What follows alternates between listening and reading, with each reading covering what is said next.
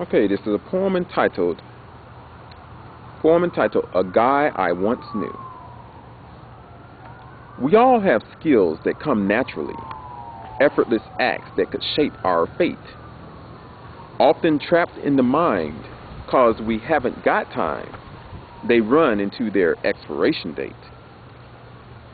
I would like to tell a story of a talented man who thought his life had no real worth. He was headed for hell till he hit county jail. Now in Christ he has a new birth. Out in the world he thought he was free, partying hard every night and day. He later found out what that lifestyle's about. He was one of many, the devil's slaves. It came to a point that everything was a haze, never being sober for a moment of clarity. Bottles of tequila and bottles of gin kept his life in such utter misery. After all is said and done, he was thrown in jail, lost all he had, including his wife.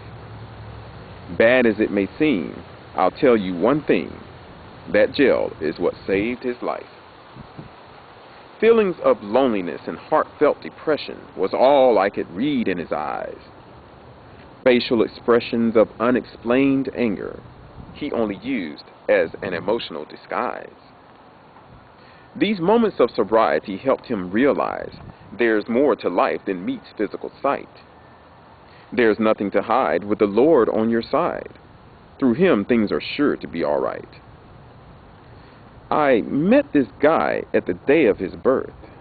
From what I wrote, it is clear to see. I know where he's been because he is my best friend. This fellow I speak of is me. And that poem was entitled A Guy I Once Knew. Now, you can imagine, I was in jail when I wrote that, I think. Yes, I'm quite sure I was. The story of me being in jail is an interesting one. I mean, I was very young at the time. I was like, I guess I was like, what, 23, maybe, something like that. 23, 24, something like that. Anyway, and I'll tell you, it was a very interesting time in my life because the reason why I went to jail, you know, the true reason is because I pulled a gun on a cop, expecting the cop to shoot me, to be honest with you. I know that's a bit raw, but, you know, and it was a silly thing to do. It was impulsive. For me, it was an impulsive thing because I had already planned to use the gun in order to kill myself, you know. So it's just that I had went to the store to get me some beer, got the beer, purchased the beer, and went outside. But to say I had the gun at my side, and the reason why it was by my side, it's a long story. Okay, gun was by my side, and the clerk, or I think the lady said the clerk had saw it or something like that, but I wasn't really worried. I knew the people there, you know, or the manager at least. That's the only person I knew. But you know, I was working as a CNA then. You know, I guess I was making what, 10, 11, 12, whatever it was back then, dollars an hour, which was really good for, because I was in what they call a registry, working for registry. So registries always paid more than working like for the state or for a particular facility. The only difference is that you didn't have the luxury of having that 401k and retirement and all that. So you got paid more. Now, when I worked in a facility, then I made $7, $8 an hour. Much more over minimum wage, of course. What minimum wage was back then, you know what I'm saying? That was a long time ago. You know, so I did, you know, I made pretty good. Even still working in a facility. But I was introduced to working for a registry by a lady who I was involved with that I wasn't married to. See, that kind of thing, which is how I lost my wife. Okay, that was how I lost my wife. Her name was Jocelyn.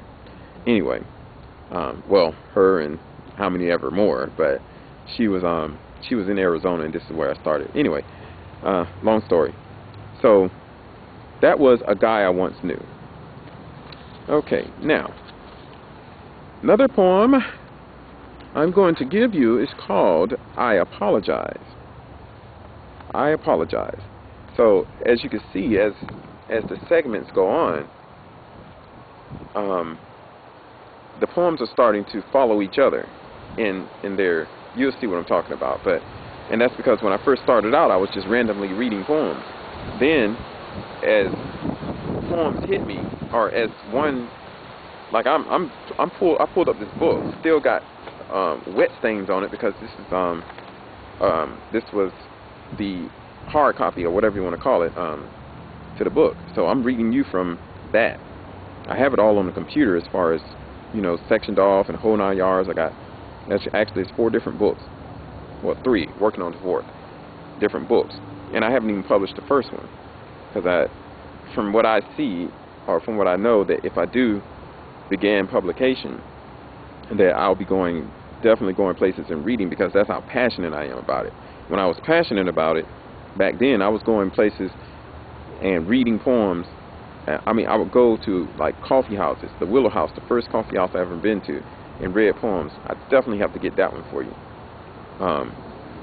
But yeah, that was the Willow House. Wow. Wish I had that one available. I think I do. But that one's called Journey of a Poet. That's right, Journey of a Poet. I think that's the next one I'm going to do. Okay, yeah, I'm going to do that one, Journey of a Poet. So, I'll be right back with Journey of a Poet. I got to look for it, okay? I think I already got it memorized, but still I'm going to look for it. All right, be right back.